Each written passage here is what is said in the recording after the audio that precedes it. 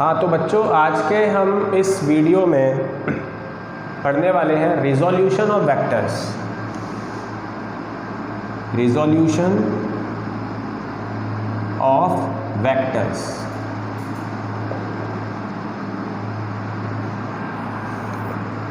तो एक्चुअली बच्चों resolution of vectors में हम सबसे पहले फर्स्ट नंबर पे लेंगे resolution of 2D vector. 2D vector मतलब जिसमें दो डायमेंशंस हो। 2D वेक्टर का मतलब ऐसा वेक्टर जिसमें कितनी डायमेंशंस हो? 2 डायमेंशंस। तो पहले उसका डायग्राम देखेंगे हम। ये x और y दो एक्सिस बना ली हमने, ठीक है। x और y 2 एक्सिस। ये इसका ओरिजिन पॉइंट है O, और यहाँ पर हमने बना दिया एक OP जो कि एक 2D वेक्टर है A।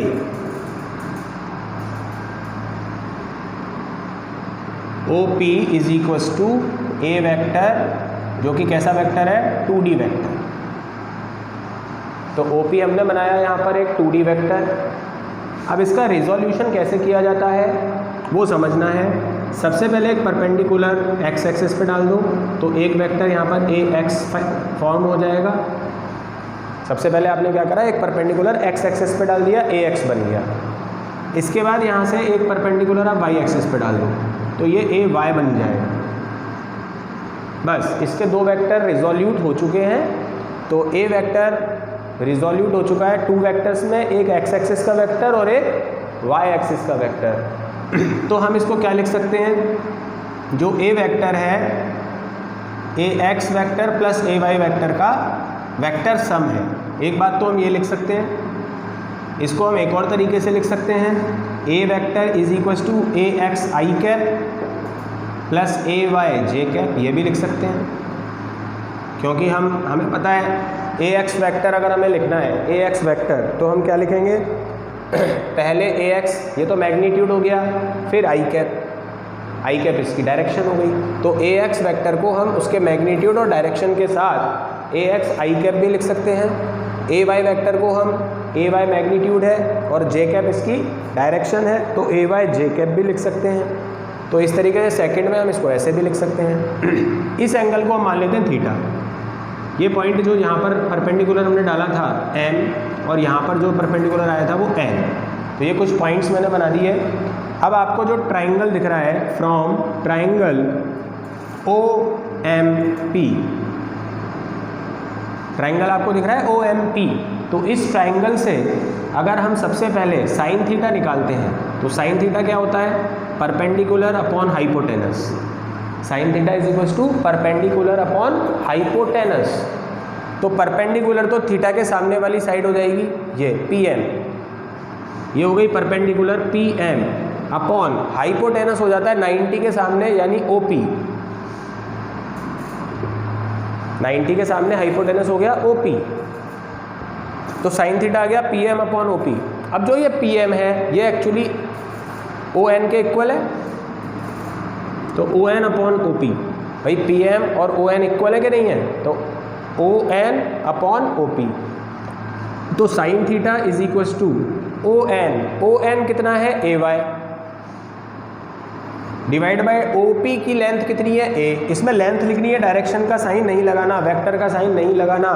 Sine theta cos theta ये सब लिखते समय या पाइथागोरस थ्योरम लिखते समय हम कभी भी वेक्टर का यूज़ नहीं करते, केवल उस साइड की लेंथ आती है। अब ये जो साइड है इसकी लेंथ में वेक्टर थोड़ी आएगा, केवल A आ जाएगा, और इसकी जब लेंथ लिखेंगे तो AY आ जाएगा। तो इस तरीके से AY अपॉन A हो गया, AY हो गया A साइन थीटा। AY कितना हो गया? A sine theta. ये हो गई हमारे पास इक्वेशन नंबर 3। तो ये जो AY यहाँ से यहाँ तक की जो लेंथ है, क्योंकि वेक्टर नहीं आ रहा ना इसके ऊपर, वेक्टर जब नहीं आता तो इसका मतलब हम बात कर रहे हैं किसकी? लेंथ की। तो यहाँ जो लेंथ है यहाँ से यहाँ तक की ON, वो लेंथ आ गई हमारे पास A साइन थीटा। अब इसी वाले से अगर हम कॉस थीटा निकालें, अब हम क्या निकालें? Cos theta. तो कॉस थीटा क्या होता है? Base upon hypotenuse. तो ये तो बेस हो जाएगा OM इज द बेस, और हाइपोटेनस हो जाएगा वही OP। तो cos theta is equals to हो जाएगा OM, OM को हम AX लिख देंगे, OM हो जाएगा AX अपॉन OP हो जाएगा A, तो यहाँ से AX आ जाएगा A cos थीटा। तो हमारे पास AX यानी यहाँ से यहाँ तक की लेंथ आ गई A cos थीटा, यहाँ से यहाँ तक की लेंथ आ गई A sin थीटा। AX और AY का हमारे पास मैग्नीट्यूड आ चुका है। अब इस ये बात समझ ही गए आप, ये कैसा वेक्टर था 2D वेक्टर, दो एक्सिस पर इसको रिजोल्यूट किया है, एक एक्स एक्सिस पर इसका रिजोल्यूशन करने पर AX मिला और वाई एक्सिस पर AY, तो दोनों का वेक्टर सम होगा A। इसको हम AX I कैप लिख सकते हैं, इसको AY J कैप लिख सकते हैं। इसके बाद हमने ये ट्राइंगल लिया OMP, इस ट्राइंगल में सबसे पहले हमने साइन थीटा लगाया है, तो साइन थीटा लगा के हमने AY निकाल लिया, AY is the length of ON। इसके बाद हमने cos थीटा लगाया है, cos थीटा से हमने AX निकाला है, AX is the length of ON। ये हो जाने के बाद अब हम क्या करेंगे आगे वो समझो। अब हमारे पास जो 3 और 4 इक्वेशन आई है, इनका हम स्क्वायर करके ऐड कर देंगे, 3 और 4 इक्वेशन का स्क्वायर करके ऐड कर देंगे। तो क्या करने वाले हैं हम, इक्वेशन नंबर 3 इसका स्क्वायर प्लस इक्वेशन नंबर 4 इसका स्क्वायर, ये करने वाले हैं हम। तो 3 का जब स्क्वायर करेंगे AY square plus AX square, LHS का स्क्वायर करके ऐड कर दिया। अब RHS का स्क्वायर होगा A sin theta square plus A cos theta square, AY square plus AX square is equal to, इसका स्क्वायर कर दो A square sine square theta plus A square cos square theta, AY square plus AX square is equal to, इसमें से A square common आ जाएगा, यहाँ बचेगा sign square theta plus cos square theta, ये 1 हो जाएगा। तो यानी कि A स्क्वायर बचेगा यहाँ is equal to AX square plus AY square, यानी कि A अगर निकालना चाहें तो root of AX square plus AY square. तो ये हमारे पास मैग्नीट्यूड आ गया 2D वेक्टर का, this is the magnitude of 2D vector, ये 2D वेक्टर का मैग्नीट्यूड आ गया A। अगर हमें AX और AY कंपोनेंट दे रखे हैं, दो कंपोनेंट है AX और AY, उनका अगर मैग्नीट्यूड दे रखा है तो हम 2D वेक्टर का मैग्नीट्यूड यहाँ से निकाल सकते हैं इस इक्वेशन का यूज़ करके। तो ये बात आपको क्लियर हो गई होगी आई थिंक। इसके बाद अगर हम इसको और इसको डिवाइड कर दें, equation number 3 divided by equation number 4, 3/4 कर दें तो क्या मिलता है, A sin theta divided by A cos theta is equals to AY upon AX, AY upon AX। तो A से एक कैंसिल आउट हो जाएगा, साइन अपॉन कॉस क्या हो जाएगा tan theta is equals to AY upon AX। तो theta अगर यहाँ से चाहें तो tan inverse AY upon AX, ये हमारे पास थीटा की वैल्यू आ जाएगी। ये हो गई इक्वेशन नंबर 5 और ये हो गई इक्वेशन नंबर 6। ये थीटा हमें डायरेक्शन बता देगा A की, अगर हमें AX दे रखा है तो थीटा से हम A की डायरेक्शन फाइंड कर सकते हैं।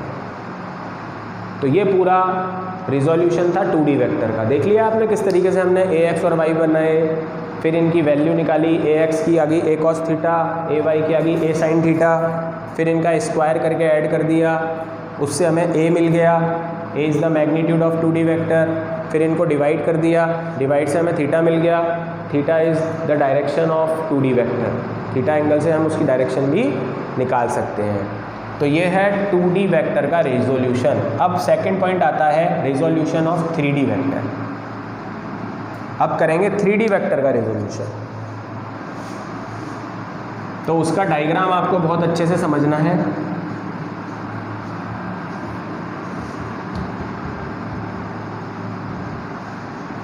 उसमें डायग्राम का ही खेल है 3D वेक्टर में सारा, और कुछ नहीं है।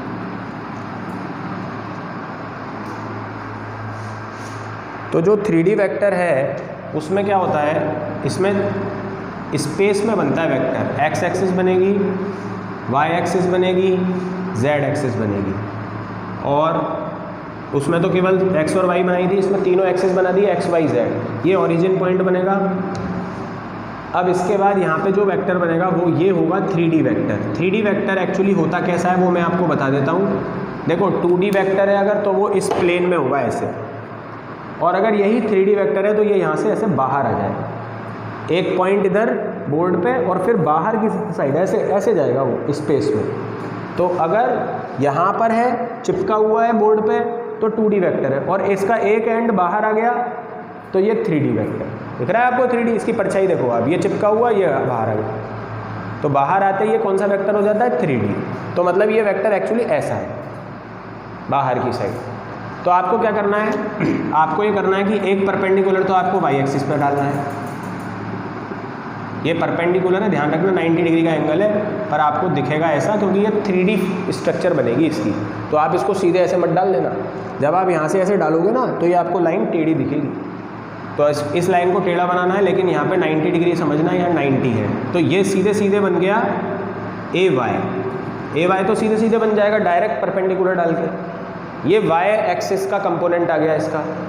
अब x और z प्लेन है, ये क्या है? x और z प्लेन। इस प्लेन पर आप एक परपेंडिकुलर ऐसे डाल दोगे यहाँ पे, जैसे मैं आपको बताता हूँ। देखो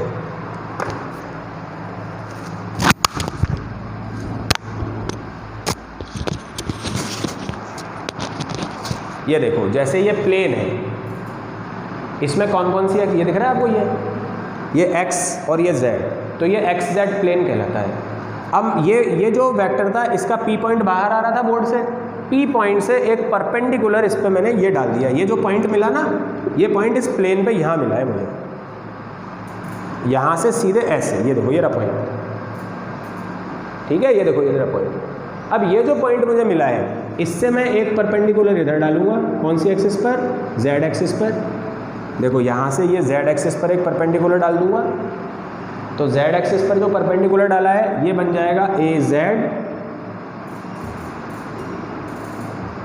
और एक परपेंडिकुलर मैं डाल दूंगा x एक्सिस पर।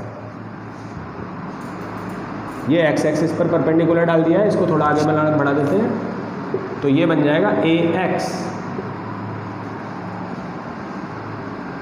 इस तरीके से ये तीन कंपोनेंट सबसे पहले बना लेंगे, और इस लाइन को हम इधर से ऐसे मिला देते हैं ताकि ये थोड़ी 3D स्ट्रक्चर हमें दिखाई दे। तो ये 3D स्ट्रक्चर है एक्चुअली। ये वाला जो प्लेन है ना, ये वाला, ये दिख रहा है, ये ऐसे है बाहर की साइड, और ये जो प्लेन है नीचे वाला ये ऐसे है। तो एक प्लेन ऐसे और एक ऐसे बाहर की साइड, यू। यहाँ पे P पॉइंट है, यहाँ से ये गया परपेंडिकुलर इस प्लेन पे, एक परपेंडिकुलर इधर गया, एक उधर गया x एक्सिस पर, ठीक है। तो एक बार वापस रिपीट कर रहा हूँ, OP यहाँ पर 3D वेक्टर है, इसके 3 कंपोनेंट बनेंगे AX, AY, AZ। तो y वाला कंपोनेंट तो सीधे सीधे टेढ़ी लाइन खींचना, ये परपेंडिकुलर ही होगा, ठीक है, क्योंकि बाहर से आ रहा है इसलिए आपको दिखेगा ये इस तरीके से। 3D डायग्राम है ये पूरा। तो ये 90 डिग्री का एंगल बनेगा एक्चुअली यहाँ पर, और ये AY कंपोनेंट डायरेक्ट बन जाएगा। इसके बाद इस वाले प्लेन पे, जो नीचे वाला प्लेन है, इस पर एक परपेंडिकुलर डालेंगे, इधर से एक x एक्सिस पर परपेंडिकुलर डालेंगे और एक y एक्सिस पर डालेंगे, तो ये AX और AY बन जाएगा। ऐसे करके इस डायग्राम की आपको प्रैक्टिस करनी है ध्यान से।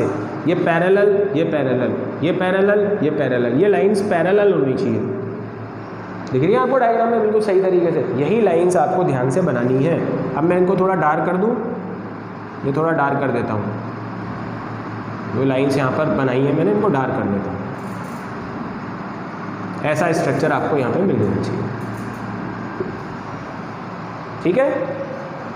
अब कुछ एंगल्स बना रहा हूँ मैं alpha. Alpha is the angle between A vector, ये ए वेक्टर है, alpha is the angle between A vector and a X vector. Alpha angle between A vector and a X vector. ये beta, beta is the angle between A vector and a Y vector, और ये है gamma. Gamma is the angle between A vector and a Z vector.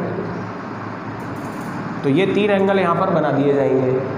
अब तीनों angle बनाने के बाद अब हमें ए एक्स लिखना है, तो ए कॉस और जो भी एंगल होगा इसके साथ लगा देंगे। ये ए एक्स, अच्छा पहले तो आप उसमें ऐसा लिख लेना कि जो ए वेक्टर 3D वेक्टर है इसको ऐसे लिख सकते हो ए X vector plus a Y vector plus a Z vector. जैसे हमने 2D का एक फार्मूला बनाया था ना, वो बना लेना। और इसको ऐसे भी लिख सकते हो ए x i cap plus a y j cap plus a z k cap, ऐसे भी लिख सकते हो। अब यहाँ पर जो ए एक्स ए वाई ए जेड है, यहाँ पर जो ए एक्स है वो ए कॉस, और इसका जो ए एक्स का एंगल होता है वो कॉस के साथ यहाँ लिख दिया जाता है। तो ए एक्स हो गया यहाँ पर ए कॉस एल्फा, और ए वाई इसी तरीके से ए वाई ए कॉस, ए वाई का जो एंगल है बीटा वो कॉस के साथ यहाँ आ जाएगा, ये ए वाई की वैल्यू होती है ए कॉस बीटा। और जो ए जेड होता है वो हो जाएगा ए कॉस गामा। इनके एंगल इसीलिए बनाए थे हमने, जो भी इनके एंगल होंगे वो कॉस के साथ हम यहाँ लिख देंगे। तो ए एक्स तो ए कॉस एल्फा होता है, ए वाई ए कॉस बीटा होता है, और ए जेड ए कॉस गामा होता है। ये ध्यान रखना। ये तीनों आने के बाद हम क्या करेंगे, इक्वेशन नंबर 3 का स्क्वायर प्लस इक्वेशन नंबर 4 का स्क्वायर प्लस 5 का स्क्वायर, तीनों का स्क्वायर करके ऐड कर देंगे। तो यहाँ पर ए x square plus a y square plus a z square, ये तो LHS का स्क्वायर करके ऐड कर दिया, इज इक्वल्स टू इन सब का स्क्वायर करेंगे तो ए स्क्वायर कॉमन आ जाएगा, और ब्रैकेट में बचेगा cos square alpha plus cos square beta plus cos square gamma. इनका स्क्वायर करके जब ऐड करोगे तो ए स्क्वायर कॉमन आ जाएगा, cos square alpha plus cos square beta plus cos square gamma. अब बच्चों ध्यान रखना, एक थ्योरम होती है, जैसे आप पढ़ते हो ना sine square theta plus cos square theta is equals to 1, इसी तरीके से एक थ्योरम और भी होती है ये वाली। तो ये 3 एक्सिस के लिए होती है, ये 2 एक्सिस के लिए होती है, एक्स और वाई के लिए, और एक्स वाई के साथ जब जेड भी आ जाती है तो फिर ये एक थ्योरम होती है cos square alpha plus cos square beta plus cos square gamma. Maths की थ्योरम है ये, इज इक्वल्स टू 1 होता है। और सेम है, ये 2 एक्सिस के लिए होती है, ये 3 एक्सिस के लिए होती है। अभी हमारे पास तीनों एक्सिस है, तो अल्फा बीटा गामा ये एंगल्स हैं, तो इनको अगर हम कॉस के साथ लिखेंगे ना, cos square alpha plus cos square beta plus cos square gamma, तो ये हमेशा 1 के बराबर ही आएगा, 1 आ जाएगा। तो अगर ये 1 हो गया तो यहाँ पर केवल ए स्क्वायर बचेगा, ए स्क्वायर इज इक्वल्स टू क्या बचेगा, ए x square plus a y square plus a z square, और अगर यहाँ से स्क्वायर हटाएंगे तो यहाँ पे क्या आ जाएगा, रूट। ये वही फॉर्मूला आ गया जो मैंने कहा था मैं आगे बताऊँगा आपको।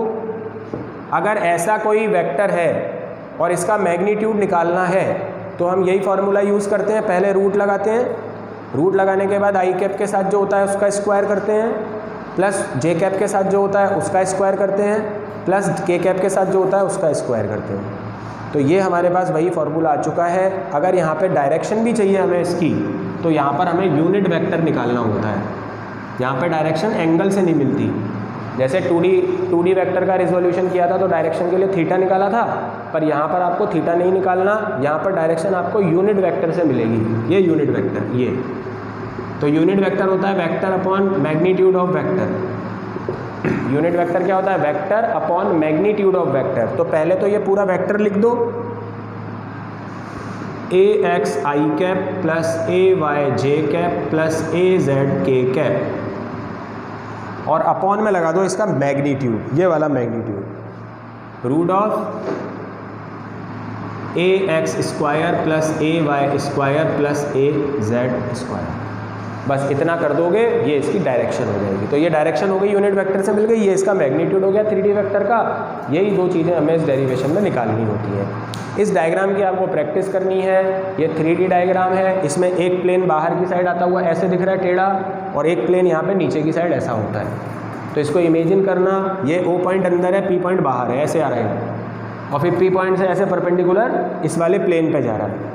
फिर इस प्लेन से एक 90 डिग्री जेड एक्सिस पे आ रहा है, ये जेड एक्सिस होती है बाहर की साइड। तो ये जो यहाँ पे पॉइंट आया ना, ये यहाँ से एक परपेंडिकुलर जेड एक्सिस पे जाएगा और एक परपेंडिकुलर एक्स एक्सिस पे जाएगा। तो ये ए एक्स ए वाई ए जेड बन जाएंगे। इनके बनने के बाद आपका पूरा डेरिवेशन फिर यहाँ से स्टार्ट हो जाएगा। तो ये पूरा क्लियर है आपको। ये आप इसको आराम से 1 बार 2 बार 3 बार वीडियो को देखो, जब तक अच्छी तरह याद नहीं हो जाता, समझ में नहीं आ जाता, कोई भी डाउट आए तो कमेंट करके आप पूछ सकते हो। ठीक है, देख लो इसको, बहुत अच्छी तरीके से सारी चीज़ें आपको डिस्क्राइब करके बता रखी है।